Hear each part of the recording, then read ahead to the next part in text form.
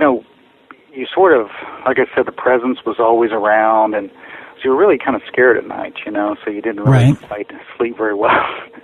And so I, one particular night, I had this really vivid dream, and it was a dream like I was older, like I was in my teens in the dream, and my best friend and I were kind of this deserted road, and there was this, all of a sudden, there was sort of this witch, kind of this witchy kind of woman, and she was chasing us, and so it was really kind of a scary dream because I woke up and she was right in my face, like she was just going to, she jumped out right at me when I woke up.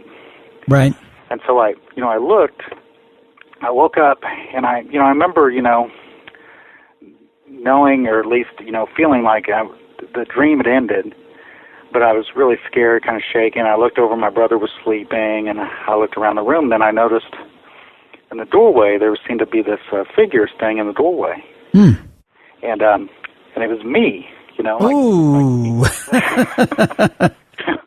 It's just like, it's like a replica. And so I was, I kind of rubbed my eyes, and I looked around, I looked at my brother again, he was still asleep, and I thought, and I didn't quite know what to make of it, and I just stared at it, and it didn't say anything, but then it all of a sudden was sort of got closer to me, and I remember specifically that not thinking that it was really walking, that it was just sort of coming closer to me. Right. It came over to the side of the bed, and it reached up over to me, and it had this kind of this black, like it looked almost like at the time I thought it looked like a scroll or something, and it had like a white, kind of something white tied around it. Right. And it reached over for me to get it, put it in front of my face for me to grab it. And so I, of course, I didn't grab it. I don't blame you. Tried to just for hopefully, wish that it just kept praying that it would go away. I put my head under the covers and just wouldn't, I was too scared to even look out, again to see. And, of course, in the morning, when I woke up, that's, everything was back to normal. But, that room in particular, that it seemed, like I said, it seemed to kind of center on that room. And there was another time where we were, my brother, he had an experience where he woke up and he saw the wall on fire, like the walls were on fire. Oh, my Lord. And but then it, it sort of faded away. And, but it was really kind of a scary experience for him. And I remember, the house was kind of old, probably built 40s or 50s. Right. But it, wasn't really old, but it seemed like, when you're a kid, like I used to have to help my dad, like there were a lot of piping underneath the floor that would go up to the kitchen, and so sometimes if something had happened, he couldn't fit underneath the house, so I'd have to crawl under there, and he would hand me down stuff and help him with the plumbing. Sure.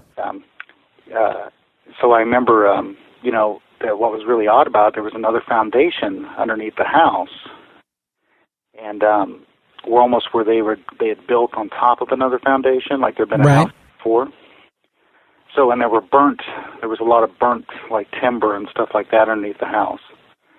And, later on I asked an historian about it, and because I was always curious about the records of the house and stuff, and he said that, that it was a railroad town and things were going up really quickly, so he said it was in all probability, it was very likely that if something had burned down, they would have built over very quickly, and just kind of went on. Right. So maybe that's the reason there's so much activity from the house. Now, does the family still own the house? No, it's out of our hands now. They've long since sold it. It's still, I thought it was still standing. It's pretty dilapidated now, but it's still there. I mean, it's one of those things, when we grow up, I mean, there were so many things. It was like 16 years of it. I mean, different things that would happen. It's one of those things that when you grow up with it, people would always, why didn't you just move or something? But my parents, they had money tied into it. Sure. No, it's easy to say, hard to do. Yeah. So, I tried another experience in the same room. I remember one particular night too, waking up in the middle of the night, and sort of being scared, looking around, and I almost feel like certain at times, like it felt like there were more spirits than just one. It was like maybe two or three. Huh. And there were some that were sort of, they seemed a little mischievous, and then there were some that were like a little malevolent, like you didn't quite know what they were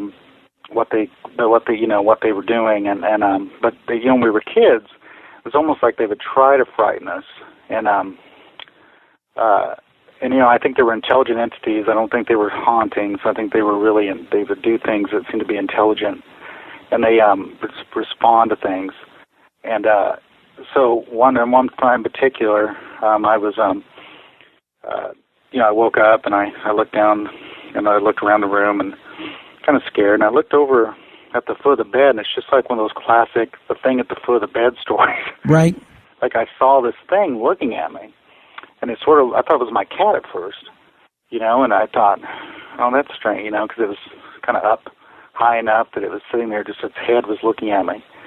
And I thought, well, that's really weird. And you could see it's had these kind of glowing eyes. And I thought, like I stared at it for a little bit, and I thought, wow, is that the cat? And I said the cat's name, and didn't react. It didn't do anything. Didn't move at all. It just stared. And so I just kind of put my head under the covers and just, and just tried to, hopefully go away, but it had that kind of a shape of a cat. I had almost like it looked like kind of like a horned, or like a 2 or 3 horns on the top of it. Right. And so you tell your parents about it, and until they started having their own experiences, they was, oh, this is just, I don't know, that seems silly. Right. Right. Well, I got to tell you, it's a heck of a story when you look up and you see yourself in full body looking back at you. I'd be curious to see, Richard, if anybody else has that story. Thank you so much for joining us tonight on The Campfire. Oh, thank you. The Campfire is brought to you by Riley Rossmo's new comic, Drumheller. The first issue of Drumheller is already on its second printing, with issue 2 coming soon. Learn more about the paranormal detective who has already made his mark on the comic world, Drumheller. Visit RileyRossmo.tumblr.com and get ready for Drumheller. Riley Rossmo is a comic genius, and he is also a big fan of our shows. And on the Paranormal Podcast, we have been promoting his new comic, Drumheller. And lo and behold, it has become a top seller. If you have been around comics, you know a little bit about comics, you'll know him from the Rebel Blood series. He's been featured in USA Today. He is, again, one of the best minds in comics, an artist and a creator. And Riley said, hey, I'd love to promote my comic book on your shows. Could we partner and do that? And I was glad to do it because it is a great comic book. I've read the first issue, eagerly awaiting the second issue, and it is a thrill a minute. It reminds me a lot of those old kind of David Banner, kind of Incredible Hulk, the roving detective. And this particular detective is interesting because he has these shock-induced visions that drive him to a small town in South Dakota filled with werewolves, demons, and his ex-girlfriend. And Riley says he thinks there's something a little bit different about rural communities. They're tightly knit. So it's an interesting juxtaposition. Drumheller, who sees all of these supernatural things and delves into the dark corners of rural America. I absolutely love it. I was talking to Riley, and he told me a couple of things. You can go over to his blog. That's RileyRossmo.tumblr.com. That's RileyRossmo.tumblr.com. And you can see some panels of Drumheller so you can get an idea. But all I can tell you is the first edition's already sold out. It's on its second printing. It's got to be good. And issue 2 is coming soon. So you got to check it out. And then Riley also shared some places. I know there are a ton of great places. You could check it out at your local comic store.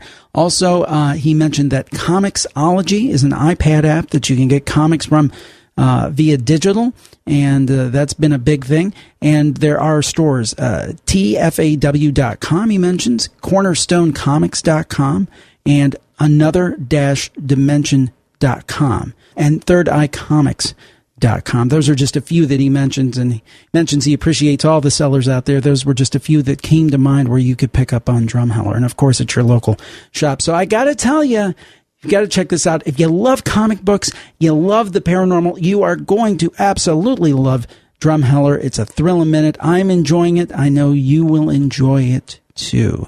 Check it out. You can see those free panels at RileyRosmo.tumblr.com and get ready for Drumheller. Jim's upgrading his computer for 2014 to keep the shows going strong. This holiday season, please do your shopping via Jim's Amazon.com links at JimHarold.com. You'll get the same great price and selection, while Jim will receive a small commission to assist with his equipment upgrades. Happy holidays. Seth from Tennessee joins us now. I've got to say this. He's one of those folks who learned about the campfire from Coast to Coast AM. I had the privilege to be on there a couple of weeks ago, and I just want to say another big thank you to George Norrie and company. Had a great time and got to introduce ourselves to great people like Seth. Now, interestingly enough, Seth has a law enforcement background, and he has a very scary story about, well, something that was encountered out in the field. Seth, welcome to the program tonight. Hey, good to be here, Jim. So tell us your story. Yeah, a couple of years into my first law enforcement job, I got assigned to third shift in a small town just outside of Nashville. And one morning, it was probably, our shift ended at 7 a.m. It was probably about 6 o'clock. It was right before daylight. And we got called out to a guy that was not responding. And we didn't really know what that meant. You know, he just not responsive. So me and another car were dispatched to it, and I was actually the second car to arrive. And when I walked in, when I got to the house, I saw my partner's car was already in the driveway.